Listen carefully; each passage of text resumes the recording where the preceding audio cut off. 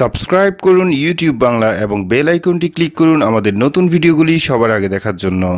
বন্ধুরা সবাইকে আসসালামু আলাইকুম, আশা করি সকলেই ভালো আছেন। আজকের ভিডিওতে আপনারা জানতে পারবেন যে টু স্টেপ অথেন্টিকেশন এটা কেন জরুরি এবং ওয়ান টাইম পাসওয়ার্ড এটা কতটুকু ভুল এবং এই জিনিসগুলি ঠিক কিভাবে কাজ করে এবং এটার মাধ্যমে হ্যাকার বা যে কোনো সহজ মানুষ কিভাবে আপনার যে কোনো জিনিস খুব সহজে হ্যাক করে ফেলে। জানতে হলে ভিডিওটি আপনার জন্য বরাবর মতো দেখছেন ইউটিউব বাংলা, আপনাদের সাথে আছে আমি রবিন। চলুন শুরু করা যাক।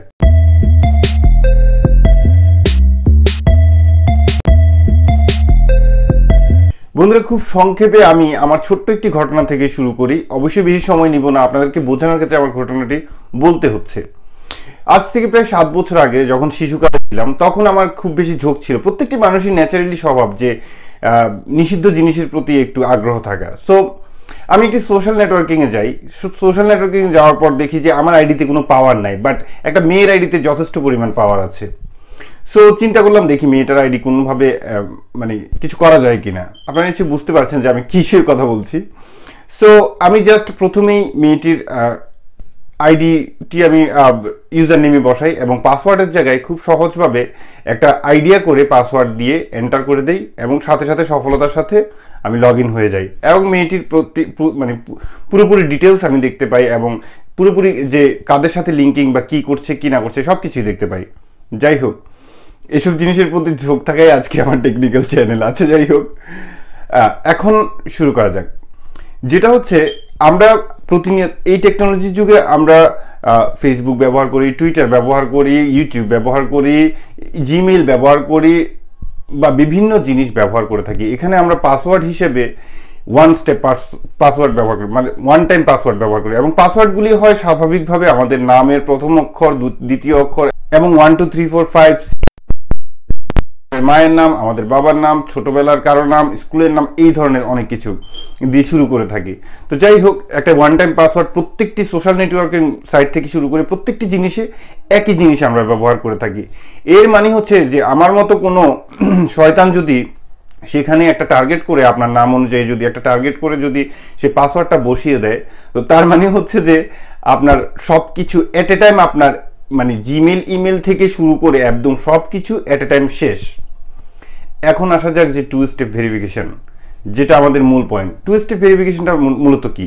এর মানে হচ্ছে যে যদি আমার মতো কোনো ভদ্রলোক বা শয়তান যে আপনার পাসওয়ার্ডটা গ্যাস করে এন্টারও করে দেয়, দ্যাট মিনস তারপরেও কিন্তু লগ ইন হচ্ছে না। কেন লগ ইন হচ্ছে না? বিকজ সেখানে আপনার ফিজিক্যাল ইনভলভনেস নেই।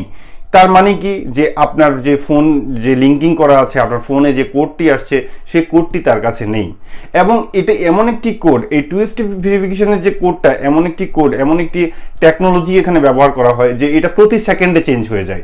এইমাত্র আপনার কাছে যে কোডটি এসেছে সেটা দিয়ে যদি আপনি এখন লগ ইন করে থাকেন, দ্যাট মিনস লগ আউট করার সাথে সাথে আরেকটি কোড আপনার জন্য রেডি হয়ে যায়।